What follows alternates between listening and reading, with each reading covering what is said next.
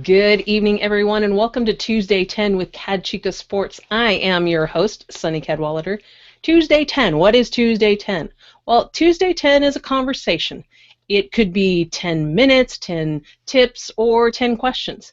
But it's a conversation with leaders and up-and-comers in the world of sports, from media broadcasting, business marketing, social media, and more. Tonight, the topic is ski racing.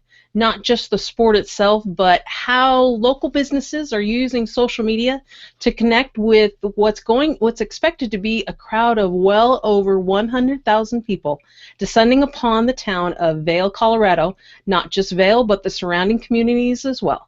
My guest tonight is involved with those local businesses. Please welcome in my guest, Debbie Davis. Hey, Debbie, how are you? I'm great, Sunny. It's good to be with you this evening. You are a social media strategist with 3D Communications, but before we get involved in all of the questions surrounding the World Alpine Ski Championships, let's define what is a social media strategist. A social media strategist is somebody who knows their way around social media and knows how to strategically pull and push information using social channels.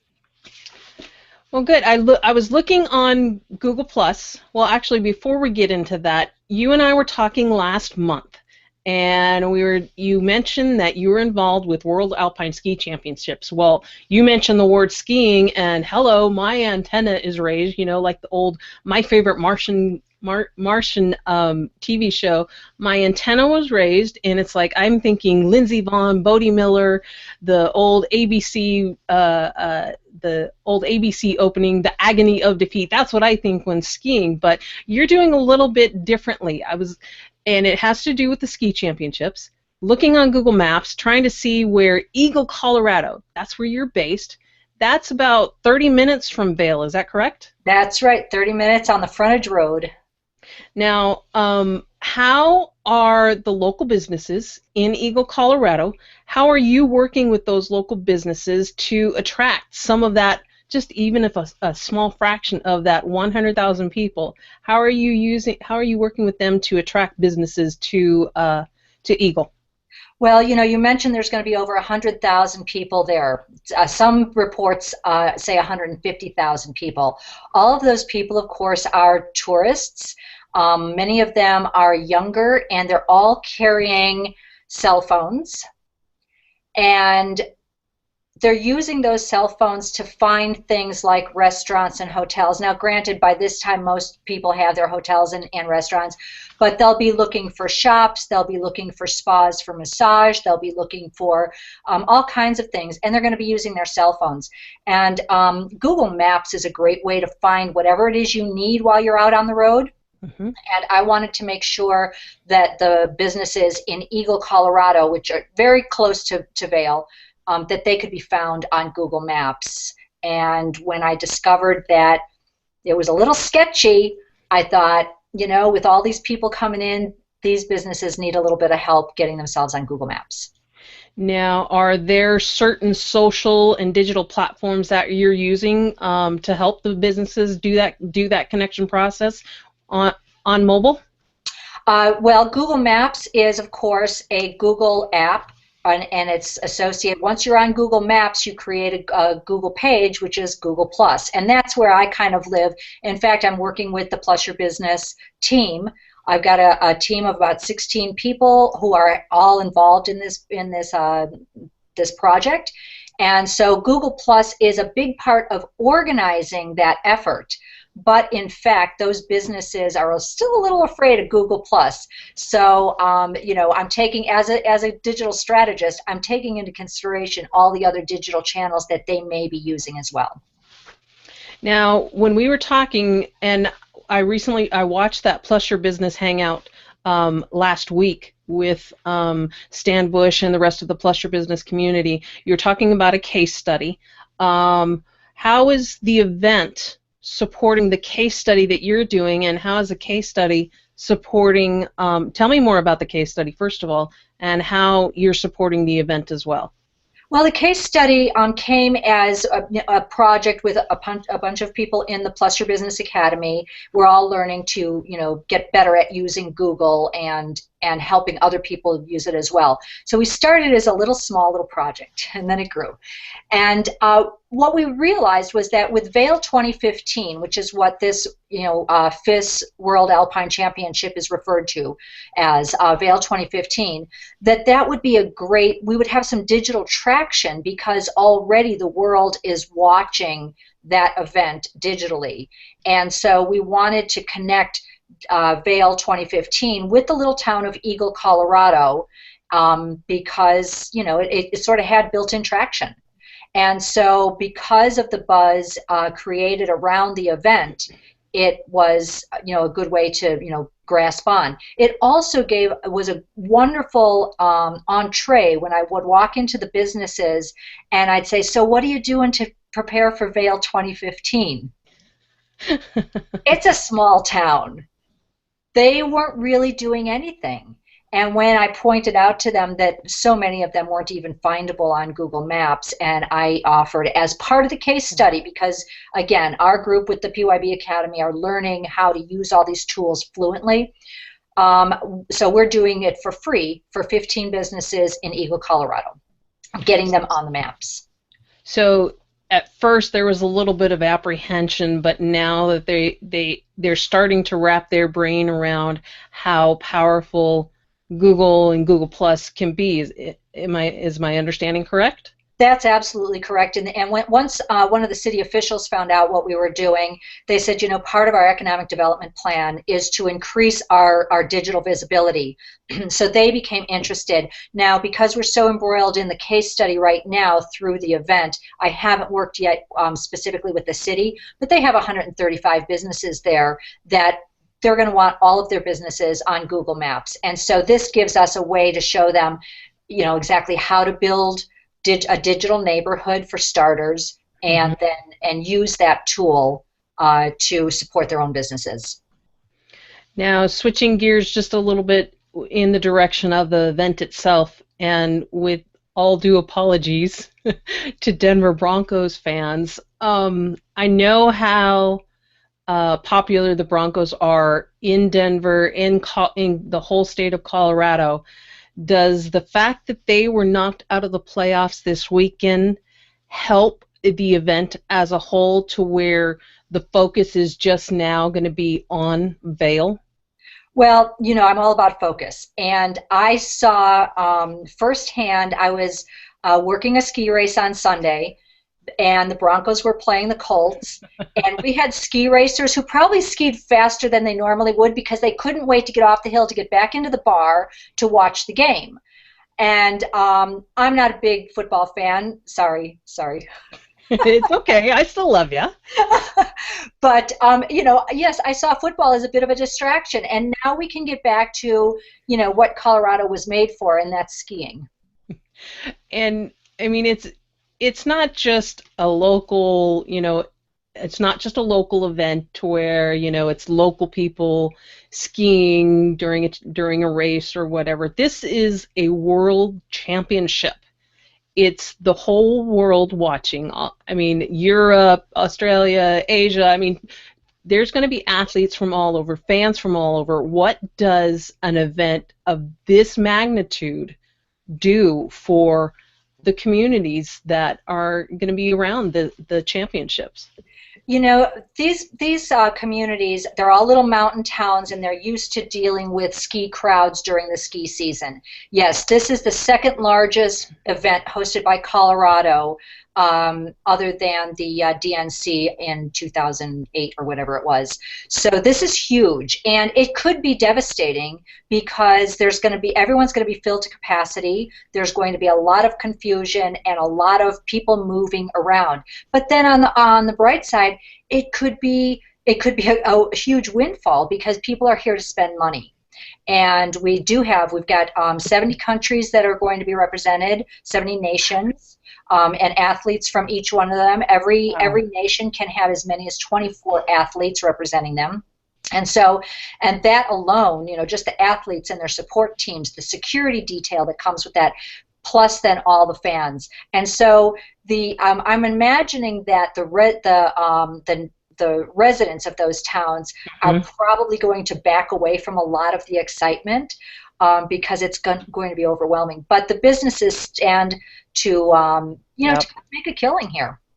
They can capitalize in a big way, because I didn't think about that. You think world championships, you think big crowds, but now that you're talking about not just the athletes, but their entourage, not entourage, but I mean the coaches, the training staff, all of the different countries and their ski federation representative families. I mean, you're talking 150,000 probably people descending upon Vail and the surrounding area. So it's a prime opportunity for them, and using social media is helpful.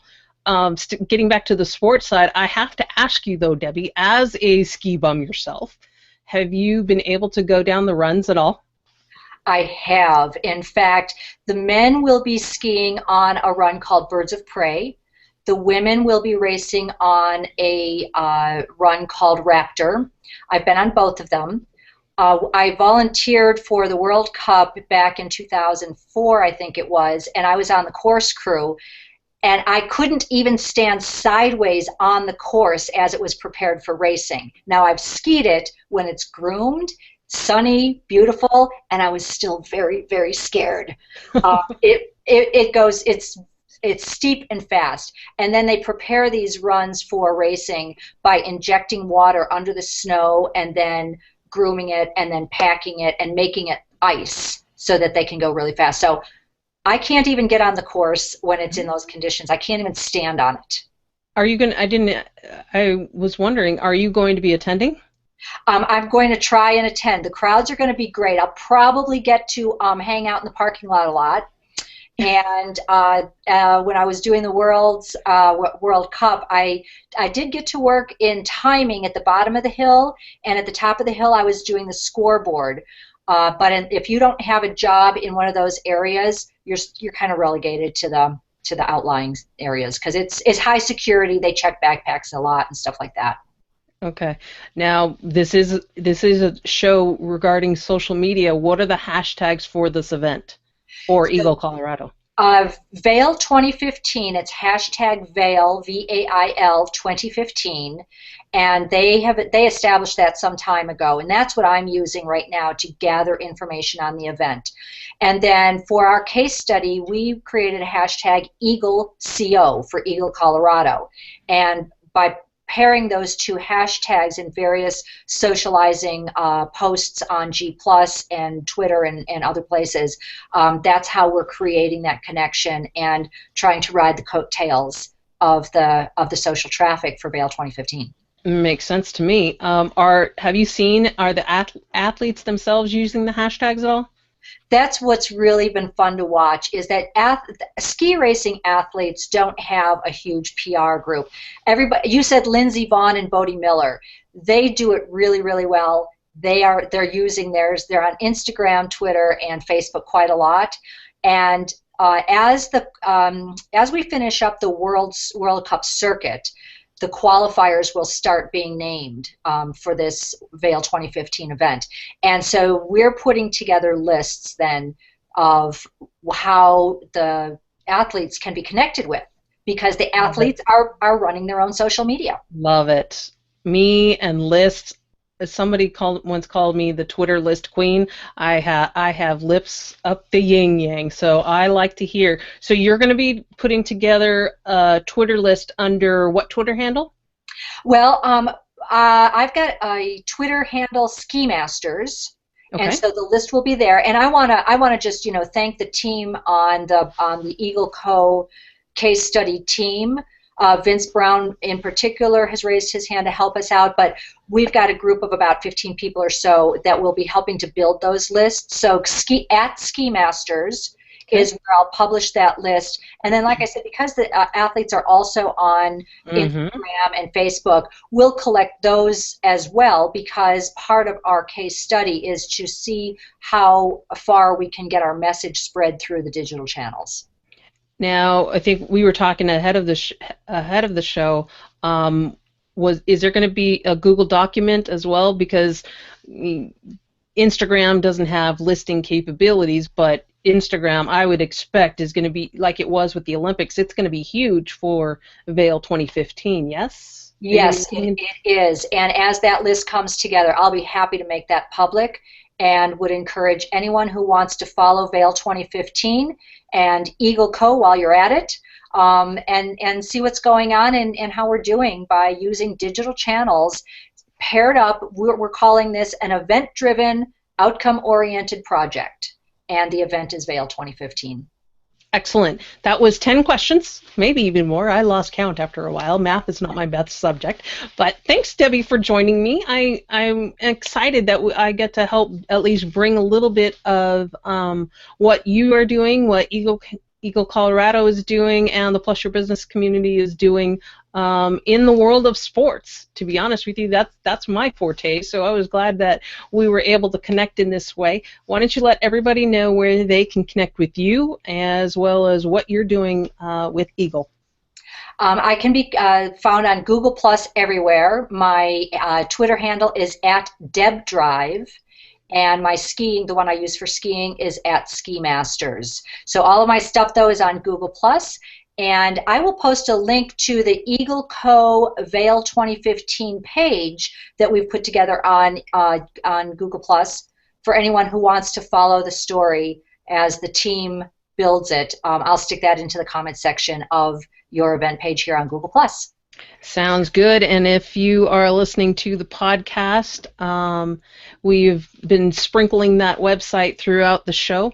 But thank you, Debbie, for joining me. I do appreciate it, my friend. Thank you so much. Thank you for letting me talk skiing and social media and my Eagle project. Focus, skiing, everything under the sun. Thank you, everyone, for joining me. I am CadChica on Twitter and Instagram. Here on Google+, plus Sunny Cadwallader. That's plus Sunny, CadWallader, here on Google+. And yeah, I'm just about on everywhere. Snapchat. I just joined Cyberdust. You name it, I'm pretty much there. Join me next Tuesday at a different time.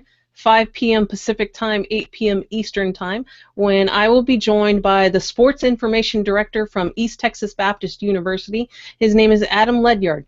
Adam will be speaking at the Q1 Sports Fan Engagement Forum in Kansas City, Missouri, in March 2nd and 3rd. I will be there as part of my media partnership with Q1 Productions. Q1 Productions is the host of the second annual forum, and it's bringing together leaders and innovators from the world of sports, in business, in sponsorship, media, broadcasting, colleges, and pros, with teams like the New Orleans Saints, St. Louis Rams, sponsors like Subway and UPS. It's a one-of-a-kind event with the focus definitely emphasizing the fan.